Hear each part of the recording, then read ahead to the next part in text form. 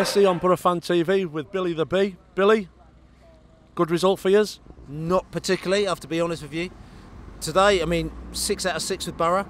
Boro have played us 6 times in the last few years, beaten us 6 times. We came here today, I actually predicted we'd win 2-1. We came up here, we played Boro off the park, and we should have won today. Defensive performances, we let in a couple of goals. Referee, dodgy. Probably for your side as well, you think he was dodgy. But today, 100% we should have won. We should have got 3 points today.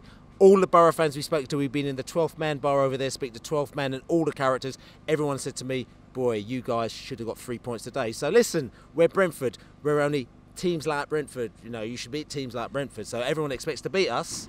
But at the end of the day, we played decent football. We've got a new team out there, some players that have come out there and they're still learning their game. Give us 6 months, mate, we'll be smashing people off the park, trust me. Very impressive going forward, Brentford. We are very impressive going forward. We're also impressive just passing the ball around the pitch. Paul playing side to side, left to right, all over the place. We're very, very good at doing these things. Last season, we had Hotter on the pitch as well. He scored loads of goals. I think he scored 12 goals for us or something ridiculous. You know what I'm saying? We sold him to Birmingham City, who, we have to say, lost 6-1 today, as well as we sold our central midfielder, Harley Dean, and also we sold our right-back, Harley Dean, and lost 6-1. They paid us £12 million for those 3 players, but still we've come out here and we're looking impressive. So we're the type of team that we sell players on, but still we replace them, we still look half decent. But it takes us a little bit of time to get up to speed. You guys have probably played us at the right time, because if we played you in 3 months' time, Ben, we'd be smashing you 3 or 4-0.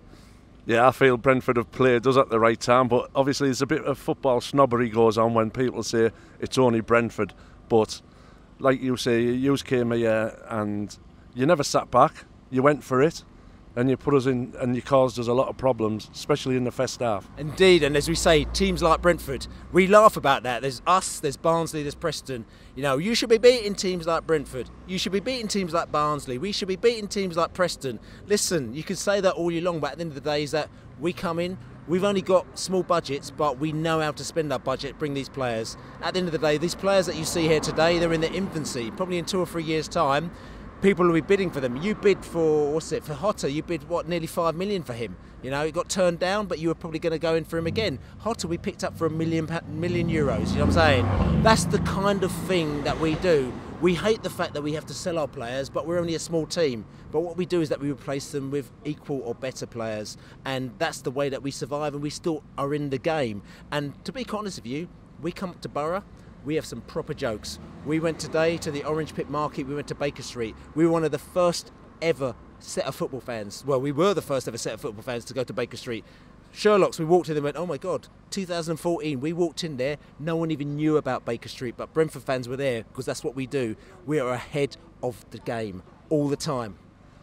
Billy B, we were down the Pit Market today ourselves. I wish we'd have bumped into you, mate. Second half, Middlesbrough, I shouldn't say it, but I feel we were fortunate to get our 2 goals, and that they've papered over a few cracks.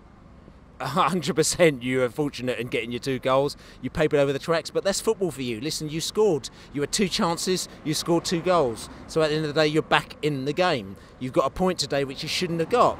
I'm not bitter about it, because listen, that's football. We've seen it too many times. We need to make sure that you don't have those opportunities. You don't score the goals, but that didn't happen today.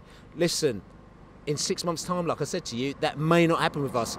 We had a player who played in central defence today, Chris Mepham, who had a great game. He's an academy player. This is his debut. This is his first actual start for Brentford. But we brought him in because we got players injured, and also we thought, let's throw him into the pot. We like to give players opportunity. We're not this player like, let's go and buy that player for 15 million from here and 12. We can't do that. So we'll do that today, and we've done that against Boro. And to be fair, okay, we let in 2 goals, but I'm sure that he's buzzing, and next game he's going to play even better. Right, I'll ask you 2 questions. Where do you see Brentford, like you say, 3 or 4 months down the line, and do you still, as an outsider, consider Middlesbrough as a possible promotion candidate? Okay, there's 2 questions there. I'm going to ask the first question. Where do I see Brentford? We have played 11 games now, other than the 2 League Cup games, and out of those 11 games, You've seen us play today. We were all right today, but we have smashed a team off the park every single game that we've played. We played every time we come. You've said to us, every fan that we've seen over here, oh my God, Brentford are so great today. They played great football, but we haven't quite got the result. It's really frustrating for us, but the fact is that we know that we need to get into our goal scoring mode. So the fact is that yes, we've got 3 or 4 or 5 points now, but technically we should have got 10 or 12 or 14 or 16 points. We should have beaten teams we shouldn't have done. We've let in goals in the 97th minute which we shouldn't have done. We've let in goals that we shouldn't have done. We haven't scored goals when we shouldn't have done. But listen, we're not worried, because if you're playing bad football, then that's a worry. But we're playing good football. So to answer your question, I thought we'd be right up there, but I think they'll still be in the top 10 at the end of the season. To ask where Boro's going to be, I'm sorry, Boro fans, but I don't rate Gary Monk. I think he's an average manager. When he was at Leeds, they came down there and they were playing average football. They got some decent results, but I thought that they were lucky last season, average football. Today, Boro are not a patch on the Karanka team that we saw, which we struggled to beat every single time. They were a force in themselves, and the fact is that you've got more money now than when Karanka was here. You've got your parachute money, you've got your Premier League money. Technically, you should be a better team, but there's something not happening with Boro. So personally, I'm very, very happy that we're going to be back in Baker Street in 12 months' time, drinking with the Boro fans, because we're going to have a right, proper laugh if you like. You know what I'm saying? Get yourself to the BoroFanTV bar, mate, Billy, and get in there and have a couple of cans with a Boro fan. Yeah, Billy, thanks for coming on BoroFanTV. Brilliant interview, mate.